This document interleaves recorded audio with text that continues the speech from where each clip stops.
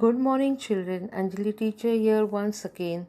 We will continue with our chapter number 3. Children, let us study very interesting facts about metals. Children, do you know all metals are not equally reactive, or we can say all metals do not react at the equal rate? Some metals are highly reactive, some metals are less reactive, and a more reactive metal, or you can say a more powerful metal, can displace a less powerful metal or a less reactive metal. Children, so we can say a more reactive metal can displace a less reactive metal from its compound in solution or in molten form.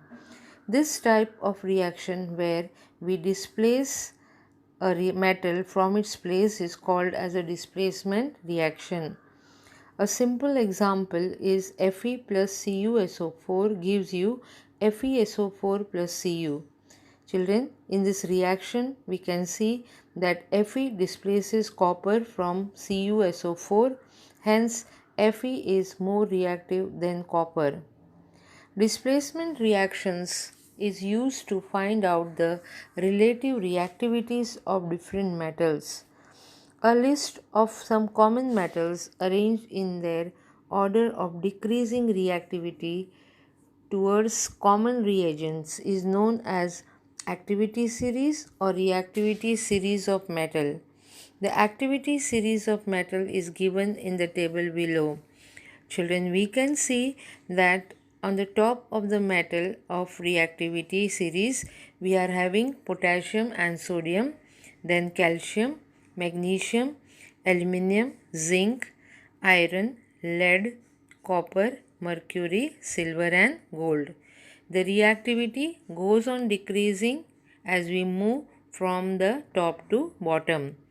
So, potassium, sodium, are most reactive, then reactivity decreases, and silver and gold are the least reactive elements.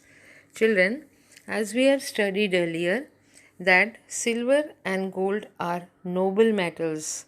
They are non-reactive, or you can say that they show very less chemical reactivity.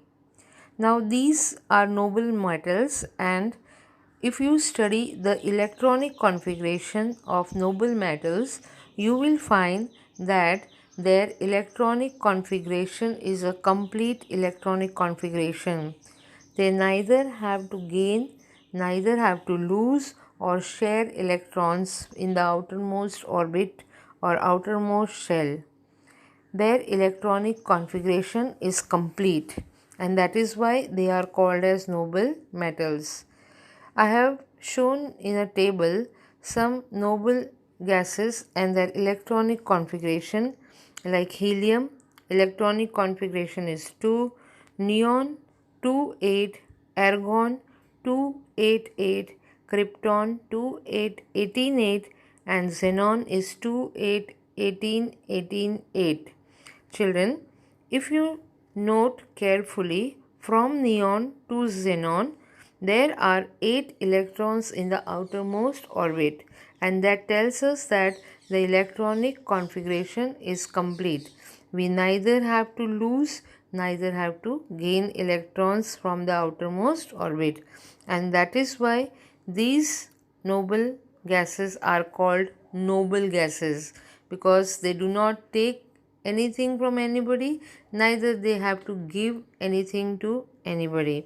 So children, I hope you have understood what is explained here. Go through the table and study them carefully. Thank you.